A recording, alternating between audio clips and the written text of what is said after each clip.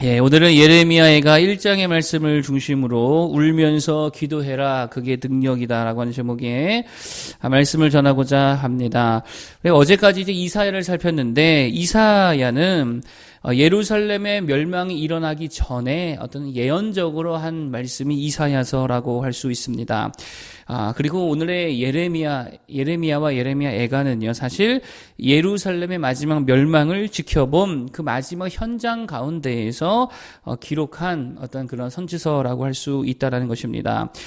그러니까 그런 현장 가운데에서 슬픈 노래를 지어 기록한 것이 바로 예레미야 애가라고 할 수 있겠죠.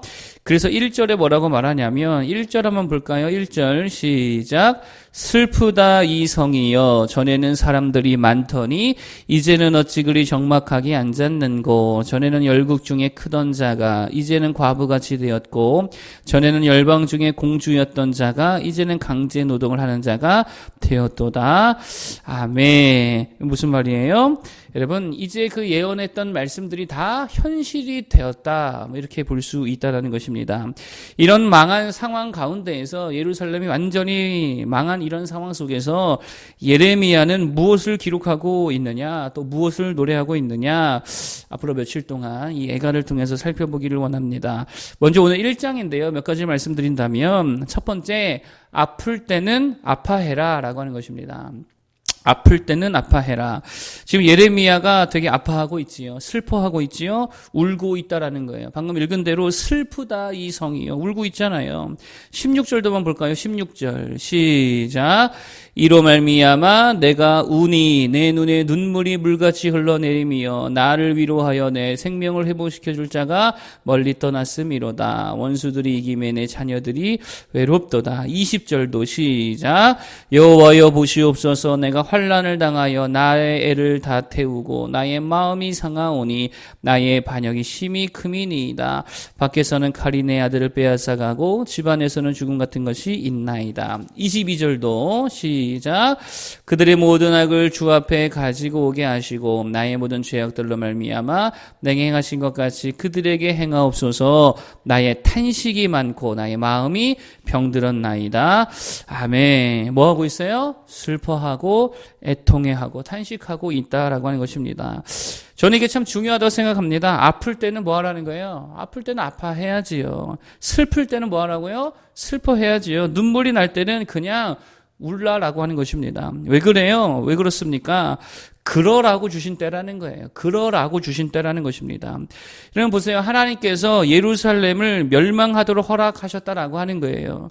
사실 하나님이 주신 시련이 이게 우발적으로 일어난 사건이 아니죠. 하나님이 주신 하나님의 역사라는 거예요. 하나님이 주신 아픔입니다. 하나님이 주신 슬픔입니다. 하나님이 주신 그런 어떤 상황이라는 게, 그러면 뭐 해야 됩니까? 슬퍼해야죠. 아파해야죠. 울어야죠. 그러라고 주신 건데요. 어떤 사람은 그래요. 믿음을 우는 거 아니래요. 제가 하늘이 나고 엄청 울 때 울지 좀 말래요. 그 말이 그렇게 짜증나더라. 눈물이 나는데 어떻게 울지 말아요. 울 때는 울어야지. 믿음을 우는 거 아니라 그러잖아요. 그 슬퍼하는 거 아니라고 이렇게 말하잖아요. 그래서 누군가 울면 울지 말라 그럽니다. 그거 아닙니다. 믿음은요, 감정을 제거하는 게 아닙니다. 믿음은 오히려 우리의 감정을 더욱더 풍성하게 하는 것이다라고 하는 거예요. 여러분 생각해 보세요. 누가 진짜 기뻐할 수 있습니까? 누가 진짜 감사할 수 있어요? 누가 진짜 십자가의 은혜를 깨닫고 기뻐하며 그 가치를 알고 그 안에서 평강과 감사와 그 모든 것을 누릴 수 있습니까? 누가 그럴 수 있어요? 죄로 인해 울어본 자가 그럴 수 있는 거예요. 죄로 인해 자신의 비참함으로 인해 정말 슬퍼해본 자가, 하나님 없이 나는 망했구나, 하나님 없이 나는 절망이구나, 정말 그것 때문에 막 절망 속에서 그렇게 슬퍼하고 아파했던 자만이 십자가의 은혜와 기쁨과 감사와 구원을 누릴 수 있더라라고 하는 것입니다. 여러분 반대로 말하면, 아파해보지 않으면, 슬퍼해보지 않으면, 하나님과의 분리가 어떠한 것인지 느껴보지 않으면 십자가의 은혜도 사실 알아요, 몰라요? 몰라요. 어린애들이 뭐 부모의 뭐 그런 것들을 감사할 줄 압니까? 모르잖아요. 왜 그래요? 슬퍼한 적이 없으니까. 그걸 아는 자들이 더욱더 감사할 수 있다라고 하는 것입니다. 여러분, 그래서 세례 요한도 예수님도 구원의 복음을 선포하기 이전에 어떤 복음부터 선포했어요? 회개의 복음부터, 눈물의 복음부터, 심판의 복음부터 선포하셨다는 거예요. 왜요? 애통해하라고, 슬퍼하라고, 울라고 한탄하라고. 그래야 진정한 십자가의 기쁨, 그 은혜를 맛볼 수가 있더라라고 하는 것입니다. 그러므로 마귀가 하는 일은 다른 거 아닙니다. 우리에게 웃음만 가져가고 기쁨만 가져가는 게 아니라 뭐도 가져가는 거예요? 눈물도 가져가는 거예요. 이게 마귀가 하는 일이에요. 가인이 아벨을 죽였잖아요. 그리고 하나님께서 오셔서 그를 책망하셨습니다. 여러분 잘 보시면 그때라도 그러면 가인이 뭐 해야 됩니까? 울어야죠. 괴로워야죠. 내가 어떻게 내 욕심 때문에 이런 일을 행할 수 있었을까? 땅을 치며 후회하며 아파할 줄 알아야지요. 그런데 가인은요, 그게 사이코패스 아닙니까? 뭐라 그럽니까? 자기 변론만 하잖아요. 자기밖에 모르잖아요. 울 줄을 모르더라라고 하는 것입니다. 여러분 보세요. 울 줄 모르는 가인, 하나님이 다시는 찾지 않으셨다는 거예요. 하나님 앞에 그냥 울기 바랍니다. 슬퍼해야 되면 슬퍼하기 바랍니다. 아플 때는 아파하기 바랍니다. 울 줄 아는 자가 웃을 수도 있더라라고 하는 거예요. 자, 두 번째로 말씀드릴 것은 뭐냐? 오늘 예레미야가 무엇을 슬퍼하고 있느냐라고 하는 거예요. 무엇을 슬퍼하고 있느냐? 예레미야는 다른 거 슬퍼하고 있는 게 아닙니다. 예배하지 못함으로 인해 슬퍼하고 있다는 거예요. 자, 4절인데 한번 보겠습니다. 4절. 한번 읽어보겠습니다. 4절 시작. 시온의 도로들이 슬퍼하며 절기를 지키려 나아가는 사람이 없음이로다. 모든 성문들이 적막하며 제사장들이 탄식하며 처녀들이 근심하며 시온도 곤고를 받았도다. 아멘. 예레미야의 슬픔이 뭡니까? 물론 나라를 잃은 슬픔도 있겠지만 무엇보다 예배가 무너졌구나. 예배할 수가 없구나. 이것으로 인한 슬픔으로 지금 가득 차 있더라는 거예요. 여러분 이게 되게 중요한 그리스도인의 감수성이다라고 하는 게 굳이 말한다면 예배인지 감수성이다 이렇게 볼 수 있겠죠. 예배에 대한 감수성이 필요하다는 거예요. 그러므로 여러분 요즘 돌아가는 상황 속에서 우리가 느껴야 할 오늘날의 이 한국의 기독교인들이 느껴야 하는 감정이 뭡니까? 다른 거 아니죠. 슬픔을 느껴야죠. 탄식을 느껴야지요. 지금도 믿지 않는 가족들 때문에 예배하고 싶어도 예배할 수 없는 이들이 되게 많이 있잖아요. 또 특히 확진 판정을 받은 이들은요, 믿음의 유무와 상관없이 격리되어가지고 예배할 수가 없잖아요. 또 확진자가 나온 교회들 역시 다 잠정적으로 폐쇄되었기 때문에 예배할 수 없잖아요. 그러면 어떻게 해야 됩니까? 슬퍼해야지요. 애통해야지요. 여러분 우리도 지금 어쩔 수 없는 상황 속에서 영상 예배로 대체하고 있잖아요. 그러나 여전히 목회자로서 제 마음 안에 일종의 우울감이 있습니다. 이렇게 예배할 수밖에 없는 상황에 대한 안타까움이 있다는 게 이런 감수성이 필요하더라라고 하는 것입니다. 여러분 그동안의 한국교회는요 오히려 그 반대적인 감수성이 있었던 것 같아요. 예배가 너무 많다 보니까 어쩌다가 예배를 드리지 않으면 슬퍼해요 기뻐해요? 기뻐하잖아요. 어쩌다 예배 안 드리면 기뻐했잖아요. 목회자들도 마찬가지입니다. 목회자 손에 가잖아요. 새벽 예배 안 드리죠. 그거 되게 좋아하더라는 거예요. 애들도 마찬가지입니다. 이런저런 일로 인해서 주일에 교회 가지 못하고 집에서 텔레비전 보고 있거나 뭐 독감으로 인해서 집에만 있더라 더 좋아하잖아요. 감수성이 반대로 가고 있다는 거예요. 우리의 돈에 대한 감수성은 어떻습니까? 확실하잖아요. 많으면 웃고 적으면 울고 적으면 우울해지고 관계도 마찬가지. 관계가 막 좋으면 뭐 어떻게 해야 되나 다 좋잖아요. 관계가 나빠지면 되게 힘들어하고 있잖아요. 직장생활도 마찬가지죠. 성적에 대해서 마찬가지죠. 무슨 취업이나 결혼, 기타 등등도 거기에 대해서 되게 예민한 감수성을 가지고 있다는 거예요. 근데 예배에 대한 감수성은 어떠냐는 거예요. 예민하지가 않아요. 그동안 너무도 무뎌왔다라고 하는 것입니다. 여러분 사람에게는 6번째 육감이 있다라고 합니다. 육감이 뭐냐? 쉽게 말하면 이런 거예요. 고유감각이라고 불리는 건데 의학적으로 위치감각이라고도 한다는 것입니다. 그게 뭐냐면 이런 거예요. 우리가 눈을 감아도 제가 이렇게 눈을 감고 있잖아요. 눈을 감아도 내 다리가 어디 있는지 알지요. 그 위치감각이라는 거거든요. 내 손이 어디 있는지 다 알거든요. 내 몸이 지금 무엇을 하고 있는지 내 몸을 느끼고 있다는 거. 이게 고유감각이라는 건데 아주 드물게 종종 이런 감각을 잃어버리는 분들이 있더라라고 하는 거예요. 그러면요, 이 사람들이 느끼는 게 뭐냐면 이런 거예요. 마치 처음부터 내 팔다리와 몸과 내 신체가 없는 것처럼 느껴진다는 거예요. 한번 생각해 보세요. 팔다리를 못 느낀다고 생각해 보세요. 눈을 감았는데 내 존재 자체가 없다고 생각해 보세요. 다리가 어디 있는지 모르고 몸이 어디 있는지 모르고 내가 누워 있는지 걸어가고 있는지 엎드려 있는지 아무것도 내 몸을 느낄 수 없다. 이런 분들이 있더라고 하는 거예요. 희귀병 같은 거죠. 여러분 자신의 존재를 느끼지 못한다는 거예요. 저는요 우리가 예배에 대한 이런 고유 감각을 회복해야 된다고 생각합니다. 예배가 있건 없건 아무 감각이 없는 게 아니라 언제나 내 삶에 예배에 대한 인식이 있어요. 예배의 그 위치에 대한 감각이 있어야지요.